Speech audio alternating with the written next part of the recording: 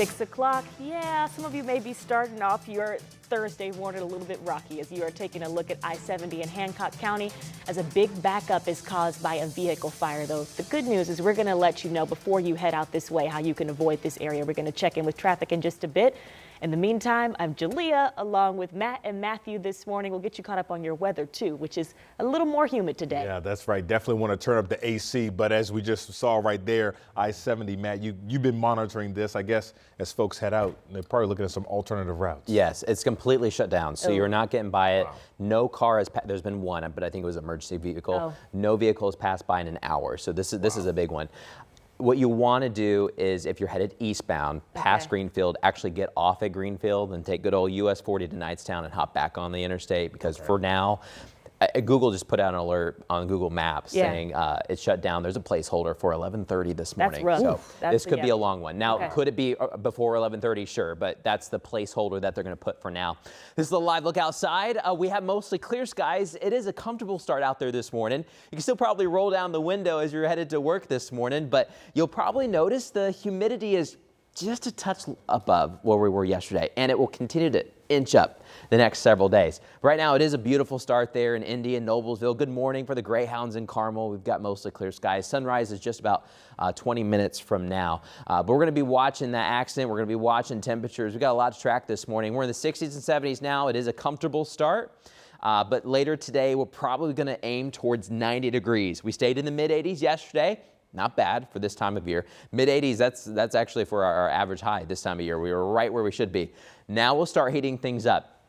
As high pressure crosses the Mississippi and the Ohio River, we're going to be on the backside. We get more of a southerly flow on the backside, and it's that southerly flow that will inch us up with the temperature and the humidity, and then put those together, the heat index will go up as well. This unsettled air that you see towards Texas and Oklahoma and New Mexico, we're going to get in on some of that for this holiday weekend. But I think for today and for tomorrow, for the 4th of July, we are trending on the drier side. Let's talk about traffic this morning. It is 6:02. This has been a crash that we've been watching for about an hour now. So let's go ahead and talk about what we're seeing. This purple line shows you the closure of I-70 East. You cannot pass I-70 East right now. But I do need to take you to an accident on the west side really quick, and then we'll go to I-70 East. There's been a crash there on I-74 in the exit ramps to hop on I-465 South, so keep that in mind. This is a closer look, though, I-70 East right now, where you are completely backed up. These folks are not moving at all. This is very zoomed in from the Greenfield rest area, so the backup's past the rest area. It's almost all the way to State Road 9. That's the main drag for Greenfield. So this is on now about 6-7 miles of a backup.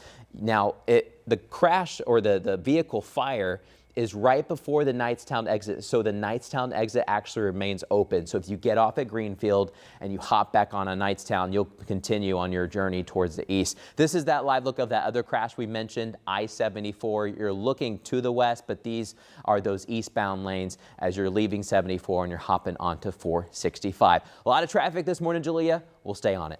All right, thank you, Matthew. And we've been staying on top of this breaking news story from the east side. There's still a heavy police presence in the Avondale Meadows apartment complex as there's an investigation ongoing now. Yeah, we know at least one person was shot. And our Anna Chalker, she's been following developments all morning long. And Anna, do we have any new updates? Well, Matthew, Jalea, the latest that we know so far, one person injured in the shooting. Another person suffered a graze wound. We learned that from police maybe about 20 minutes ago. Like you mentioned, still a very active investigation behind me. We've seen dozens of police cars in and out of this area. They do have this complex closed off. I will tell you, people are now starting to wake up, so they're coming out confused, trying to figure out what's going on. But I want to show you the scene when we got out here about 4:30 this morning. Bigger presence than what we're seeing right now. A bunch of cars. We also saw ambulances flying through the area this morning, getting the victim to the hospital. We did hear a flash bomb at one point in time. We've seen IMPD drones up. Really an active, busy investigation out here. But like we said, what we know so far, one person was shot and injured. Another person suffered a graze wound. IMPD says they did take someone into custody. We're learning their involvement with this. We also saw a large family out here that was being escorted out of their apartment complex. We're working to find out what was maybe going on inside of that apartment complex at the time. But as we get more information, when the PIO makes it out here, we'll be sure to bring that to you live. Live in Indianapolis, Anna Chalker, 13 News. Thank you, Anna. It is 6:05. This morning, we're looking into a death investigation on the northwest side of Indy. Yeah, Metro Police confirming a man was found dead in the water near 86th and Michigan around 1 o'clock yesterday afternoon. It's still not clear right now how he ended up in the water and how long he had been there. We're also working to learn how the man died. Your time right now is 6:05.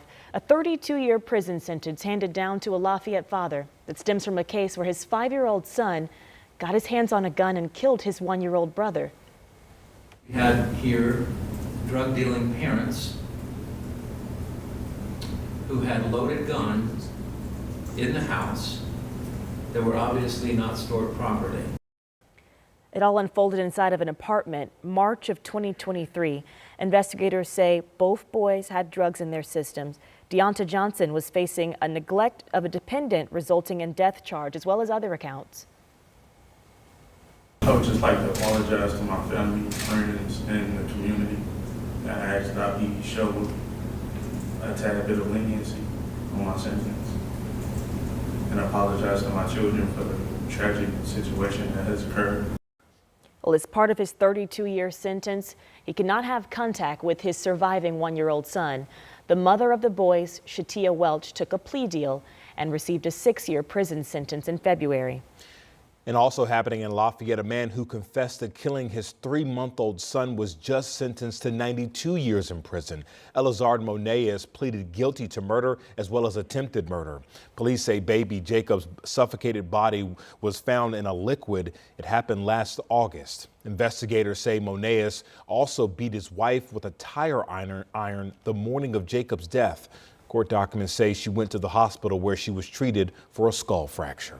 Your time is 6:07. We know this time of year, the pools are always crowded this time of year because they're getting so hot now. Yeah, but pools, they come with safety risks, especially for children. So this summer, lawmakers will study whether water safety should be a required topic for kids to learn in school. So according to the Centers for Disease Control, drowning is the second leading cause of intentional injury death for children aged 5 through 14.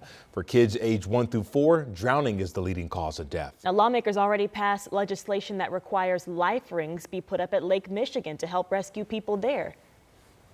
Those life rings have turned around and saved a number of lives. I've heard from a lot of public safety officials. And the advocates for that bill basically came forward and said, hey, listen, this is great work, but this is only in Northwest Indiana. So we're looking at how we can spread this through the rest of the state. Lawmakers say they want to teach kids something similar to the fire safety phrase we all know, stop, drop, and roll. Because it's so easy to remember. Well, for water safety, the phrase is flip, float, and follow. And lawmakers are hoping and looking to see whether kids learning that phrase could help save lives. Well, time is now 6:07. Chances are you'll be watching some fireworks soon or setting some off yourself this weekend. But if you are planning to DIY some fireworks, how much could that cost you?